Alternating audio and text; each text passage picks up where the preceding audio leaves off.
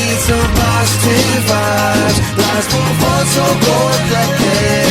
Let the sunlight in, brighten up your day. What's up, guys, and welcome back to another jaw-numbing episode of Positive Vibes. I almost said, why would you do that? I'm your host, Not Slim One. Join with me this week is a new guest on the show, a Meatball. What's up, bud? How you doing? Alright. Glad to have you out on the show. You know, I put out a vlog this week on Monday, and I was talking about how I didn't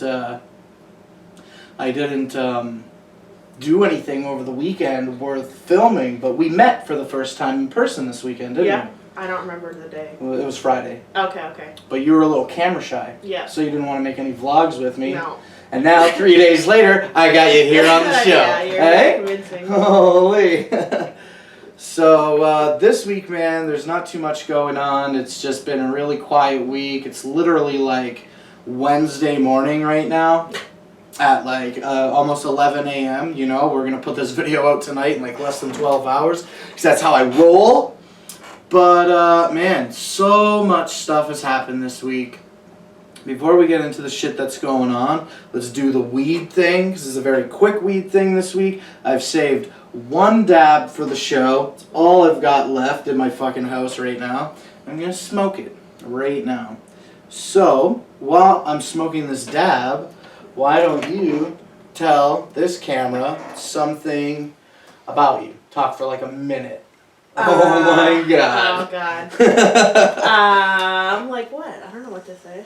Well, you know, that's the thing about talk shows, just talking. You don't always have to know what to say. Most of the time, I wing it. I'm winging it right now. I have no idea what the hell's going on. Okay, so what am I supposed to do? Talk about myself? Yeah, whatever you want. You don't even have to talk about yourself. I'm talking, we're talking. I just needed some voice filler while I get the bowl hot. And it turns out I'm pretty much talking the whole time that I do that. Yeah, so sorry. That's not too bad. Canadian stories, we get a lot of those on the show. Yep, I bet you do.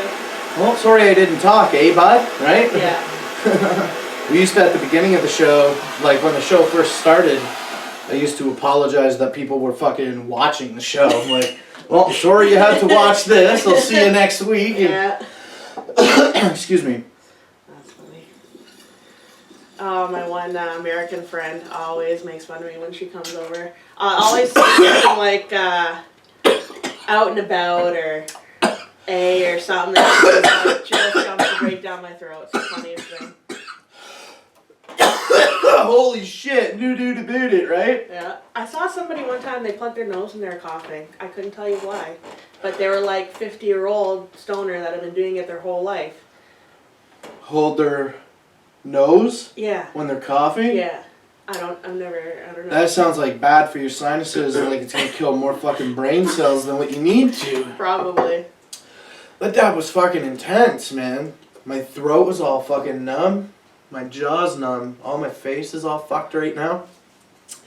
I had a small cavity that I had filled, and then he pulled the whole old filling out and put in a new white one, so now my teeth are extra ballin', but also extra kind of sore right now. Yeah. So, even though I think the numbing's wearing off, it's been like a couple hours.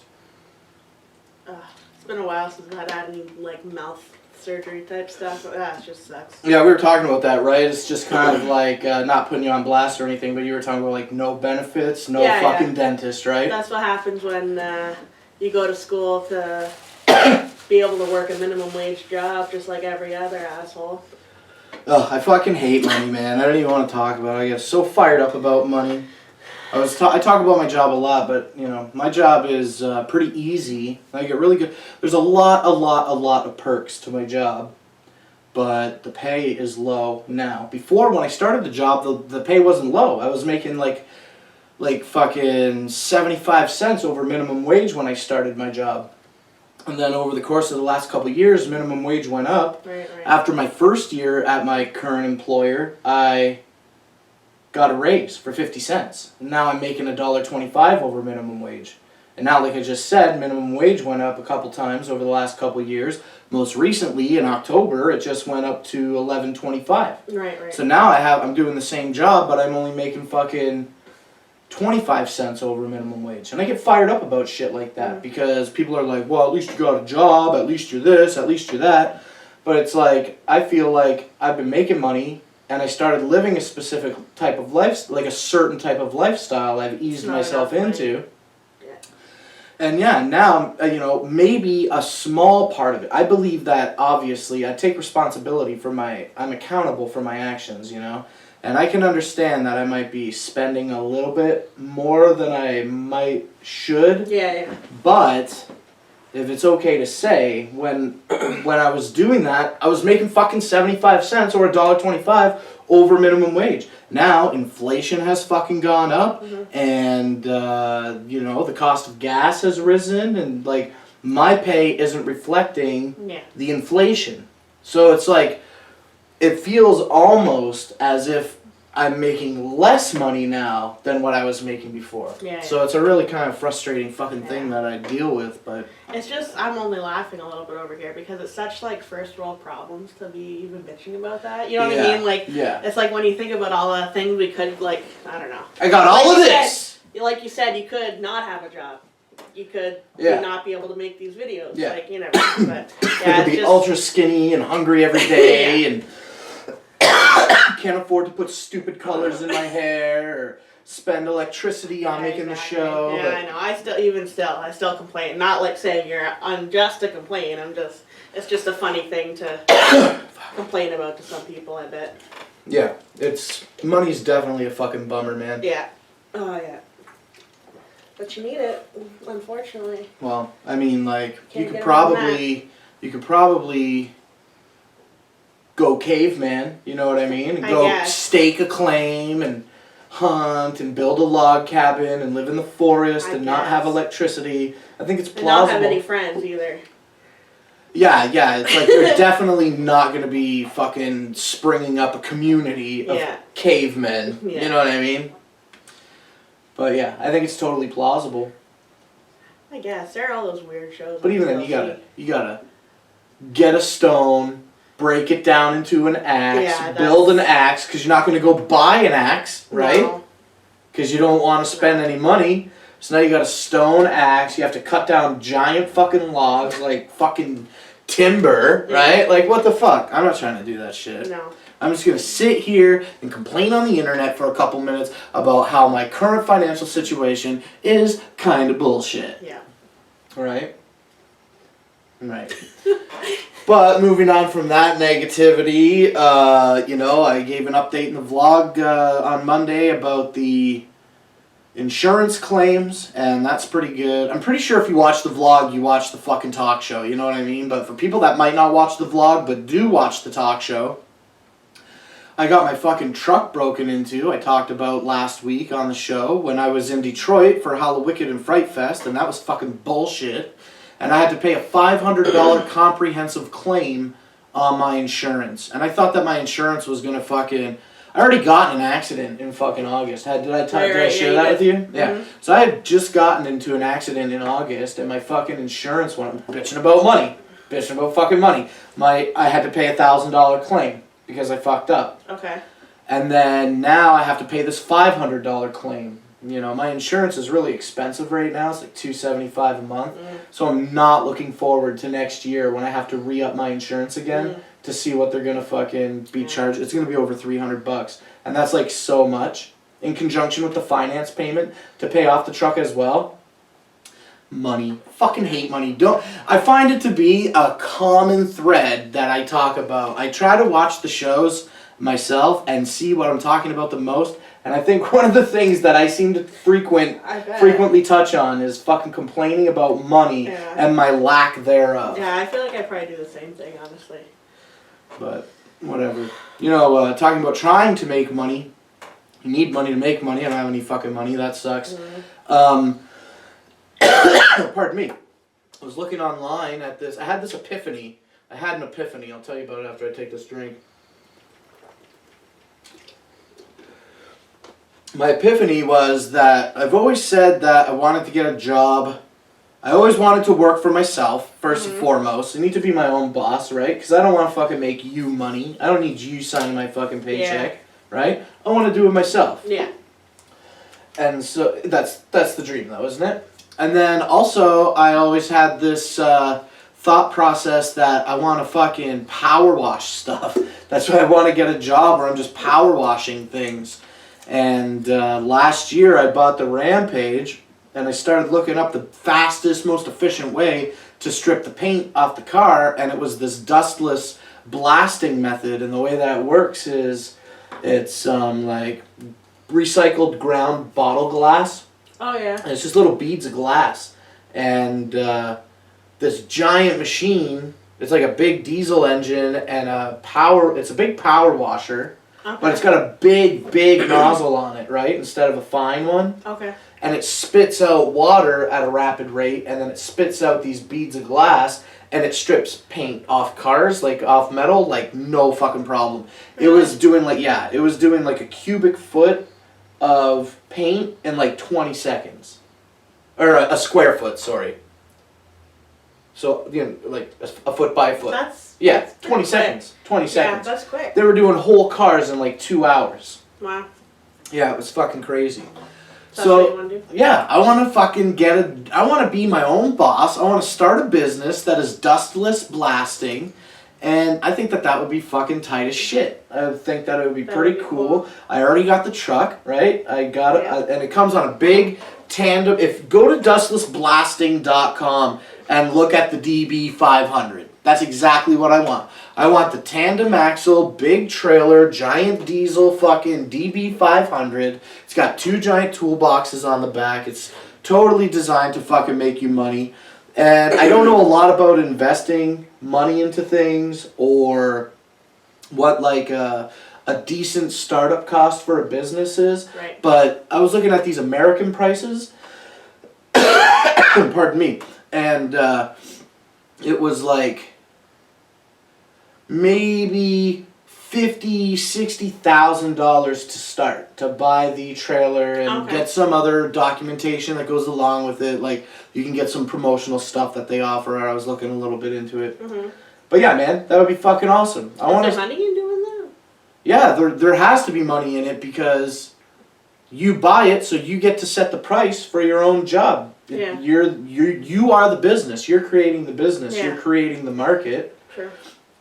I looked around for this type of service in this area. It didn't look very, very hard, but fuck, man, I only found one that was easy to find on Google right away, and it was Okay. Eastern Ontario, dustless blasting. Oh. So like Southern Ontario isn't even like in this moment in my mind, not even on the map, on the dustless blasting map. So I feel Okay. like if I had an opportunity to get $50,000 or $60,000 and invest in starting this own business, it would be like a dream come true. I get to power wash shit. I love power washing stuff. I don't know why, but I do love it. And I want to work for myself. Yeah. And I want to be outside in the sun or in a shop fucking blasting paint off of cars. Yeah. That'd be cool. It would be super cool. But, I can't lean against the truck right now because I owe, Oh, right. money on that. I haven't paid it off. Yeah. I tried to get a small loan on this house. Mhm. Like, I needed money. And I tried to get a loan. They wouldn't let me lean against the house because I live in the trailer park. And this is a mobile home. This is a mobile okay. home. So they're telling me, why would we lean against this when you can pull it out of here? And when I went for this loan that I'm telling you, it was like $5,000. And I'm like, look, I need $5,000 to keep my fucking life together. How the fuck? What am I gonna do? If you told Take me the to go to school, they $5,000? would have gave it to you. I'm like, what am I gonna do? Take the $5,000 that you're offering me, put wheels on this fucking thing, and pull it out of here? Like, that's gonna be so much more money probably than $5,000 to jack this place up, disconnect it from the city lines, put wheels on it, bring a truck out here that's capable of fucking pulling it out here, then fucking, you have to put a hitch on the front still. But not even that. Like, you need some of this money still. Like, even if you didn't spend the whole $5,000 to do that, like, you're not gonna have much money left to do whatever you needed to do with it. Like, it doesn't make any fucking sense to begin with. I told them I wanted $5,000. I had to I was telling them that I was consolidating some personal debts. And then they asked me what those debts were and how the money needed to be dispersed. And then they appropriated the funds and obligated me to do what I said I was going to do, So when I got the $5,000, they're like, okay, here's the $1,500 that you want for the shit that you want to do to the house. Here's the $3,000 that you need for one debt, and or whatever the amount was, and here's X for the other amount. But those two were in the form of checks. And one of the checks I had to go and deposit into a friend's bank account because I was consolidating a personal loan. And then the other debt was with my mom, and then I had to go and give her a fucking check. They didn't cut me the cash. They wrote me 2 checks and gave me 2 checks. And they wouldn't let me cash them anywhere except to deposit the one and give the other one to my mom. Wow. So, whatever. Thanks. Ugh, money. Fucking money, hey? Hate that shit. But the world is all I can't even talk. Yeah. If everybody paid their debts, there would be no money in the world. I think it would maybe be a better place, but I don't know. I don't think that'll never ever happen. No, because then you have to create something else other than money. Well, you know, here's the thing. Here's the thing about debt. With debt comes interest, and here's how I figure interest. It makes no fucking sense. Okay, interest is.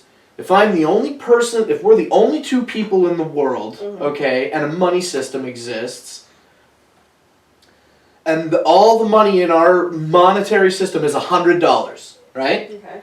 And you come to me and you're like, oh, excuse me, I need the only $100 that exists. And I'm the person that can lend it to you. I'm like, okay, here, I'll give you $100, but you owe me interest on it. So now you owe me $120. Where does the other $20 come from? It has to be made. So the way that is made is the cost of things, I think, drop or go, I don't know, inflation. Inflation occurs. I'm not totally educated on it. I've tried to pay close attention to fractional reserve banking and how banks make money and how loans are generated. Okay. You know, and how the bank, when you get a loan at the bank, they're not giving you money. It's not like they're going in the back of the building and fucking filling up a bag with, you know, money or gold or anything that's tangible. You create the money. You create the money by signing the document, the loan. And then instead of giving you anything physical, they just punch in a bunch of fucking numbers on a computer. And now that digital currency is collecting interest. Interest can never be paid off because there's not enough money to pay everything. Okay. You know what I'm saying? Whatever, man. Fucking hate fucking money. Positive vibes, right? I don't know. Money, jobs. Things have been kind of fucking negative for me recently, and I've been thinking a lot this week about shooting the show and what I'm going to say and what I'm going to talk about, and it's just kind of been, like, difficult. It's been fucking pretty difficult for me recently to feel not completely fucking pissed off. I've been sick, my truck got broken into, financial woes. I get it. It sucks. It totally sucks. I'm living just on a taut tinsel line. So when I take a blow, like even $500 for this comprehensive claim, it's like a fucking nightmare. No, I totally get that because I'm in debt right now, and the only thing keeping me afloat is that I live in my in-laws' basement. Yeah, free rent? Yeah. Ugh, I wish I had that. Oh, you know what? I'm going to fucking talk about some more negative vibes right now. I'm going to stay a little pissed off because that's how I fucking roll today. And we've been going for about 20 minutes. So I'll tell this story and then I think we're probably going to fucking end the show. Okay. Okay, so I'm just going to jump into being pissed off right away because fuck this shit. So there's this guy in the park. His name is Eric. You guys have seen him in the videos before. He plows the snow, whatever. He's been in the vlog minimally, very minimally. So this guy represents the company in Toronto that owns the trailer park. So Keystone owns the trailer park, and the name of the trailer park is the Viscount. Eric is the trailer park supervisor. He's not really a supervisor. He just does, like, he's the maintenance guy. He's a gopher. Okay. So anyway, Eric's a cool guy, but he represents Keystone, and I fucking hate that place, and they're trying to fucking... Before I started vlogging, they were trying to force me to fucking do shit last year. They wanted me to move the camper, and they're claiming that the camper is too big.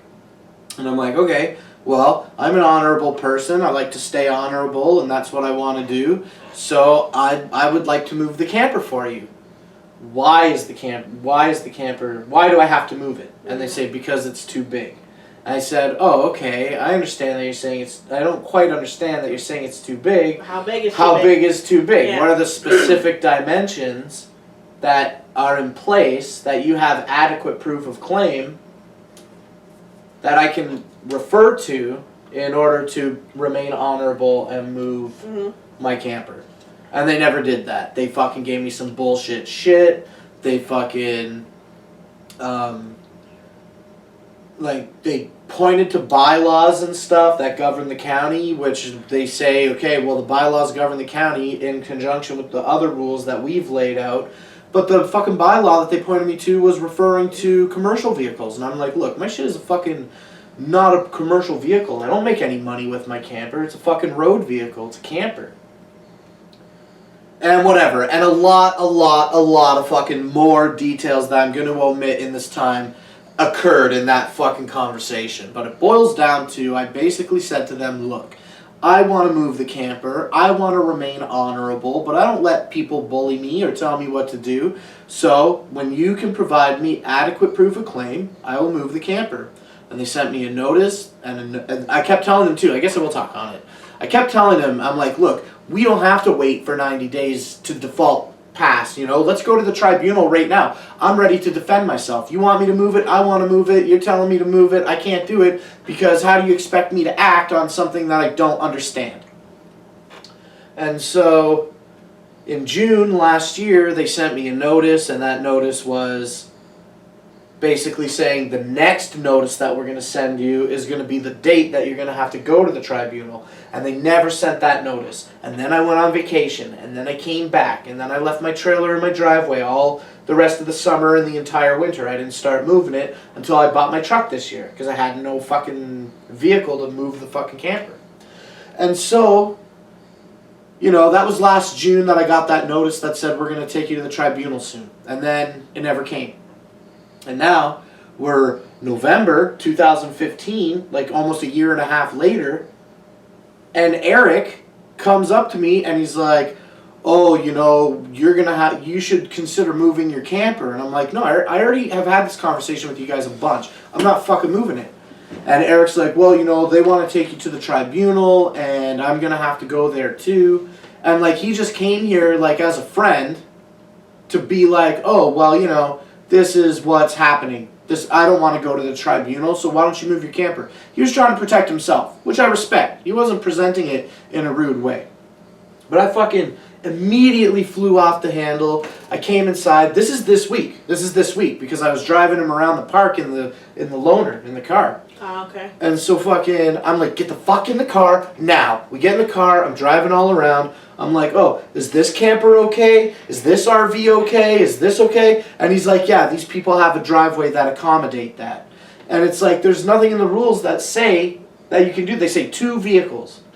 And they say that seasonal vehicles can't be on your property during the off season. It clearly states that in the rules. So between October and April, nobody should have a recreational vehicle in their driveway. What are you supposed to do with them?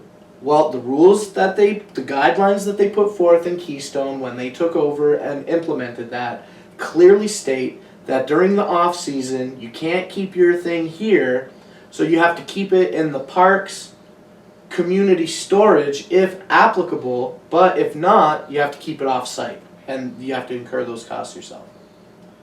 Okay. Yeah, fucking bullshit. We don't have community fucking storage area here. Okay, so Right. how does that even apply? Well, it applies in the sense that they're saying, okay, well, we don't have community storage for your RV, get it the fuck out of the park and go pay to fucking store it somewhere else, not on your property between October and April. I know it is. Don't even offer to store it if you Well, want it's to. not that they're not offering to store it, it's just currently, since they've taken over the park, they haven't implemented any community storage. Oh. Additionally, since before Keystone took over the park, this was a non-issue.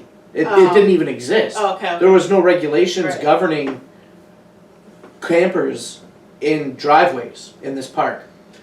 But it does clearly say that you can't park your fucking camper on grass, and that's what I did when I first got it. I parked it in the backyard on the grass, and they're like, no, you can't do that. So I put it in the driveway. So when I fucking took Eric around the park, he's all, Well, that fucking driveway is double wide and it fits it, so it's okay. This guy has 2 driveways in his property, so that's okay, you know? But he never once mentioned about the not being allowed to store RVs here during the off season. So it's like Keystone won't tell me specific dimensions of the camper so that I can honorably move it. Right. Eric, who works for the Viscount, who to me represents Keystone, because when Keystone talks, he's fucking coming to talk, nobody else. Yeah. You know? So Keystone's on paper says one thing, Eric says another thing, and Jason Braganza, the fucking douchebag that works for Keystone fucking Communities in Toronto, he's fucking hitting me up, not telling me specific dimensions. So it's like, there's so much misinformation, Mm-hmm. and I want to act because I want to remain honorable. Yeah. But again, I reiterate, how can I be expected to act when I don't understand what you're saying? Just fucking tell me, Jason Braganza, how fucking big the camper needs to be. Or fucking put me in a position where you revise your rules and then implement new rules that have specific dimensions that make my camper too big to fucking be here, and I'll fucking honor that. But jumping back, and then I want to quit the show here, you know, you can't park on the grass. That's another thing that's clearly stated in the rules for the park.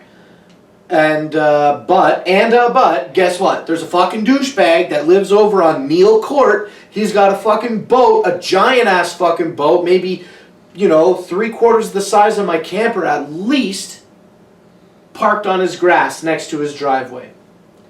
And then there's a guy that is parked right here, right outside my house, just a couple houses down on the street. Okay. He's got a camper as long as mine, maybe a little bit longer. And he's got his double axles backed right up onto, guess what? The fucking grass. So once again, I'm going to say it and end the show.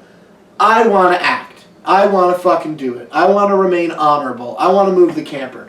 The truth of the matter is I don't actually want to do any of that because I fucking rent to live here and I should be able to keep the shit that I own at the house that I fucking live at. And I also don't have a place to fucking store it or no money to fucking keep it anywhere else. Is a big thing. However, despite my feelings about that, Yeah. I do want to, even if it put me in a shitty position, I want to remain honorable. Mm-hmm. So get your fucking misinformation and fucking make it real, tangible information. Provide me adequate proof of claim of what is too big, and then enforce that not only on me, but on every single other fucking tenant in the Viscount Estates. Dickhead. I fucking don't like Jason Braganza. I've never fucking met him. I couldn't pick him out of a crowd of one person. I bet he's a fat white guy with short dark hair that wears glasses. You know the kind of fucking goof that I'm kind of describing? Fuck him. No. Anyway. Thanks for letting me get that off my chest, you guys, and thank you very much for watching this episode of Positive Vibes. Thank you, Meatball, for being on the show. I know that you kind of didn't talk a lot, so tried to take over. No, it's all good. Thanks for being on the show. Thanks Maybe for you'll come having back me. and be on the show again. Maybe I'll think about it. Hey, I'll give her think some about nice words for being on the show in the comments below. And that's it. So thanks again for watching this episode of Positive Vibes. I'm your host, Not Slim One, and I'm going to drop an all-new episode just like this. It'll be a little more positive, actually. Next week, after 10 o'clock, Wednesday night. And until next time, peace. Peace. Put your peace sign on. Peace.